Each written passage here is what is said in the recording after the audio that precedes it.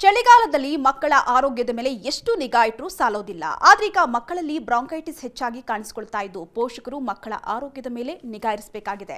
ಹೌದು, ಹವಾಮಾನದ ವೈಪರೀತ್ಯದಿಂದಾಗಿ ಬಿಸಿಲು, ಗಾಳಿ ಹಾಗೂ ಧೂಳಿನ ಪ್ರಮಾಣ ಹೆಚ್ಚಾಗಿದ್ದು ವಾತಾವರಣದಲ್ಲಿ ಮಾಲಿನ್ಯ ಹೆಚ್ಚಾಗಿದೆ.